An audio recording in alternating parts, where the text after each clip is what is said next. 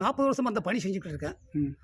அவங்க அப்பா அவர் வந்து சிவகங்கை பாண்டிய கலைமாமணி பட்டம் படுத்தோம். அவங்க மகன் வந்து முத்துப்பாண்டி சாமி அவர். அருள்வாக்கு சொல்லுவாங்க. அவங்க தான் நைட் கட்டில வச்சு, பகல் கட்டில வச்சு இந்த கோயில 8 கோயில பார்க்க வந்தது. இந்த கோயிலோட மர்மம் என்னன்னு கேட்டா, சித்தர்கள் கார்த்திகை அன்னைக்கு 1 மணிக்கு நைட்ல வந்து பார்த்தால், சித்தர்கள், நாதாக்கள் நேச்சரா காட்சி குடுப்பாங்க. சந்தன வாடை, விபூதி வாசனை எல்லாமே செவ்வாது வாசனை கிடைக்கும் தங்கம். அதோட தங்கப்பிள்ளை நேச்சரா இப்போ வந்து மக்கள் வந்து இந்த குகைக்கெல்லாம் சித்தர் இருக்காங்க. 18 சித்தர் இருக்காங்க. குகை இருக்கு. பால் அருந்ததுக்கு மக்கள் வந்து பால் குடுக்க மாட்டேங்காங்க. இப்போ ஒரு 10 நாளைக்கு முன்னால தண்ணி நக்கிக்கிட்டு இருக்கு கீரியும், பாம்பும். கண்ணால பார்த்தது. அத வந்து இப்போ வந்து நான் அப்புறம் அதுக்கு ஒரு 5 மணிக்கு மேல ராயிலேருந்து ஒரு ஆள் பால் குடுத்ததுக்கு அப்புறம் ஊத்துனா. அது நேச்சரா இருக்கு தங்கம். இந்த கோயில்ல விசேஷமா இருக்கும். சொன்னா வரம் குடுக்காக தங்கம். மக்களே சுவாமி நீங்க இந்த கோயிலுக்கு வந்திருக்கீங்களா? இதுக்கு முன்னாடி எவ்வளோ நாளுங்க வாரீங்க? நான் நிறைய தடவை வந்திருக்கிறேன்.